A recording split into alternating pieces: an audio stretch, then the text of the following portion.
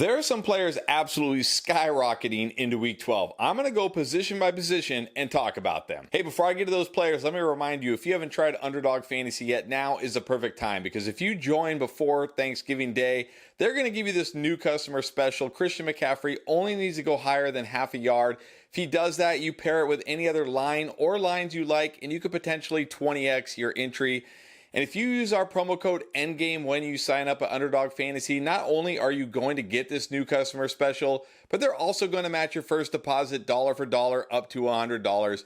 Take the money they give you, put it on the McCaffrey line, put it on any other lines you like, and potentially 20x your money. All right, let's start at running back, and we got to start with Jaylen Warren. And no, he's not the starter, and no, he hasn't overtaken this backfield. In fact, Najee Harris somehow has more snaps and more opportunities still over the last two games. But we can't ignore the fact that Jaylen Warren has been miles better than Najee Harris, ripping off long runs, had that huge touchdown against Cleveland. I don't think Jaylen Warren is going to ever pull away from Najee completely, but this is at least a 50-50 backfield. And with the way Jaylen Warren is running and the way he looks, I think he's got to at least be an RB2 with upside. This is a guy we should feel good about. Keep doing this the rest of the season. I think we should also feel great about Jahmyr Gibbs. 4 straight weeks as a top 3 running back. Even with David Montgomery back the last 2 games, he's still been a beast. He's still getting tons of work. And what I really like to see is he's getting work near the goal line. He's getting opportunities inside the 10-yard line. It's not like he's just doing his damage between the 20s. In this offense, if he's going to catch passes and get work inside the 10-yard line, he could be an absolute monster rest of season. And I still think David Montgomery could also be a monster rest of the season. 17 or more points per game in each of the last 2 since he's come back from injury, scoring touchdowns. Again, in this offense, behind this offensive line, we know this is a running back friendly offense, a running back friendly offensive line. Montgomery has touchdown upside every single week. No reason to think both these guys shouldn't be in fantasy lineups. I wouldn't even be opposed to starting both of them in my lineups every single week. That's how good these guys are. Another running back that's been great recently is Brian Robinson Jr. of the Commanders, not just running the football, but also through the air. 2 weeks ago, week 10, had 6 catches, thought, okay, that was kind of random, came out of nowhere. Last week, week 11, did it again. Of course, Antonio Gibson was out, but even if Antonio Gibson is back, we got to think this guy has earned some role in the passing game. He's got touchdown upside. When you look at him over the season, he's been one of the best running backs. He's been very volatile, but if he can have this passing game work, he's going to be less volatile, give you the higher floor to go with that ceiling. Brian Robinson, I think a solid upside RB2 rest of the way. Now, another running back who's been great the last 2 weeks, but maybe won't continue it, is Devin Singletary.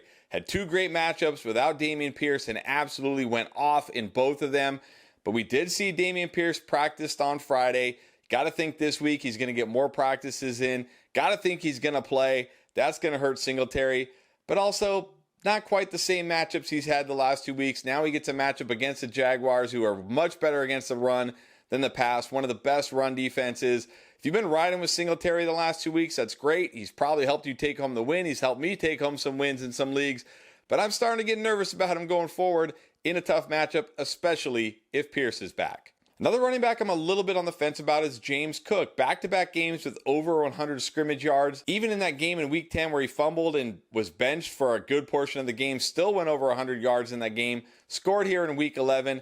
But I'm still a little bit nervous. This is an offense that throws 65% of the time, and he doesn't get a ton of run inside the 10, inside the 5-yard line. Yes, I know he got that touchdown inside the 10 in week 11. That was great. Over the season, hasn't gotten a lot of those opportunities. Doesn't catch a ton of passes like we expected. I still think he's a fine play every week, but I think he's going to be mostly volatile, just like he's been most of the year. And then finally, the last running back, I got to talk about my boy, Rachaad White. He has been absolutely great. If you watch my offseason video, who could be this year's Josh Jacobs, he was my pick. Now, he hasn't been as good as Josh Jacobs was last year, of course, but he's still been great, fantastic for where you drafted him. 4 of the last 5 games, he's finished as a top 12 running back.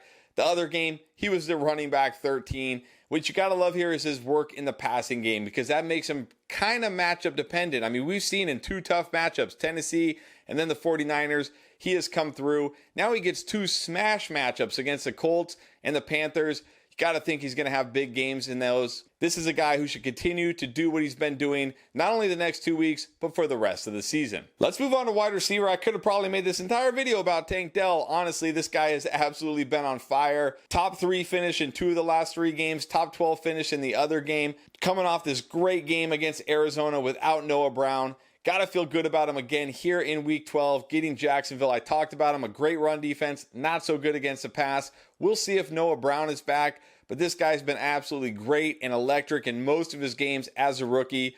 The question mark is going to be after that. In weeks 13 and 14, he gets the Jets and the Broncos, 2 very good secondaries.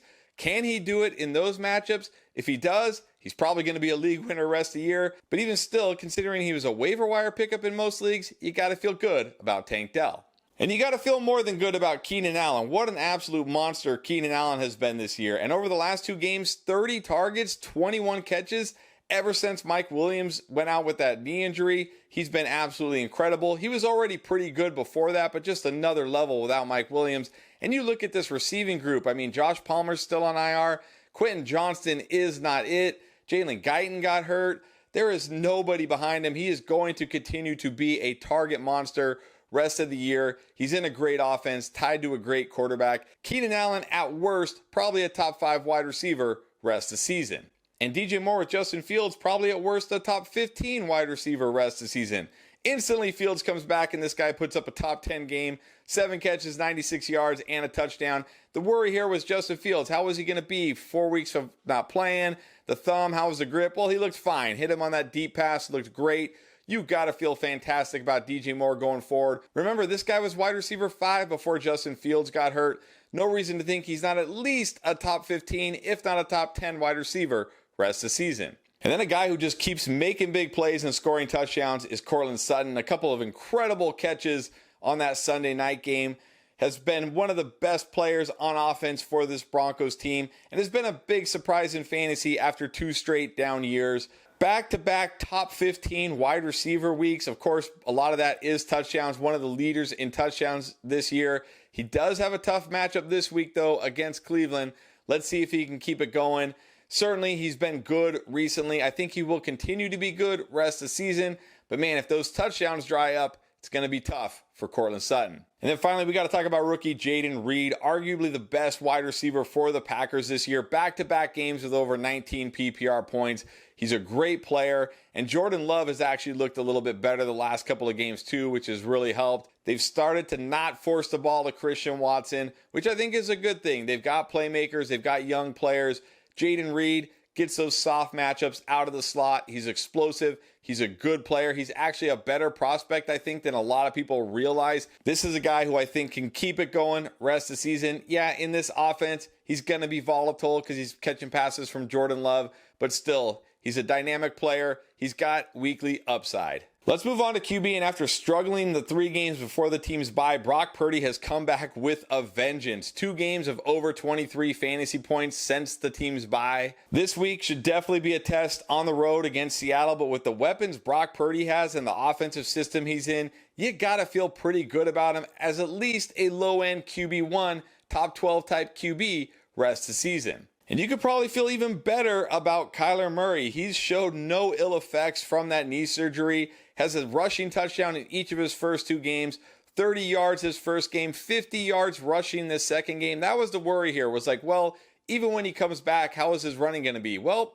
he looks fine running the football. No issues here. No reason to think Kyler Murray isn't an absolute top 10 QB rest of the season. And look, with all the injuries we've had at quarterback, he might even be top 5 when it's all said and done. Same could be said for Justin Fields. An absurd 18 carries for 104 yards in this game. What is he, a running back? It wasn't just that. It was the fact that he looked pretty good throwing the ball. Talked about it. That deep shot to DJ Moore was fantastic. He also threw another great deep ball to Tyler Scott that should have iced the game, but Tyler Scott slowed up and it ended up being slightly overthrown. His hand looked great. His legs looked great. And what you got to like is even before his injury, he had back-to-back games with 8 and 11 attempts. If he's going to have 8 to 10 rushing attempts every week to go with that arm, he has massive upside at this position. Legit top 5 upside rest of the season for Justin Fields. And then finally, I did talk about Jordan Love after a nice start to the season. Looked terrible for a stretch there, but he's bounced back the last 2 games,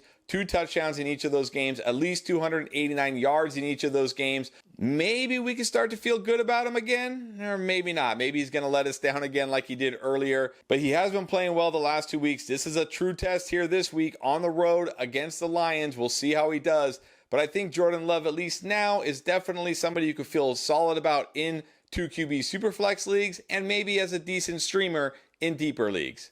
Let's move on to tight end. There's not a lot of skyrocketing tight ends here. It was a pretty bad week for tight end in week 11, but George Kittle has been on absolute fire. 3 straight games of over 20 fantasy points, easily the top scoring tight end over that stretch. We know what he is. He's a volatile guy. He's a boom bust guy, but when he booms, he really booms. He's had some nice matchups here. He does get a tough stretch up until week 17, but look, it's George Kittle. He can always go off. He's got to be locked into fantasy lineups from now till the end of the season. And I think David Njoku also has to be locked into fantasy lineups from now until the end of the season. We talked him up all week on the booms, on the sneaky starts, on our start sit shows. Said, hey, look, it doesn't matter that Deshaun Watson's out. He's going to get tons of targets. He'll still be good. And he was. Now, he didn't score, so he didn't have a monster game. But 15 targets, 7 catches at the tight end position, that's pretty much the most you can ask for. Those are like Travis Kelce type of numbers right there. Not saying he's going to be as good as Travis Kelce, but David Njoku has the best rest of season schedule for any tight end, a fantastic playoff schedule. As long as it's Dorian Thompson-Robinson, and look, even if it's Joe Flacco or whoever, PJ Walker, I don't think it matters. David Njoku is primed to smash the rest of the season. If you picked him up off the waiver wire or made a trade for him, you've got to be feeling good right now. Those players are skyrocketing into week 12, but you need to skyrocket into week 12 and take home the win this week. We got you covered with everything you need. Check out our week 12 playlist right here.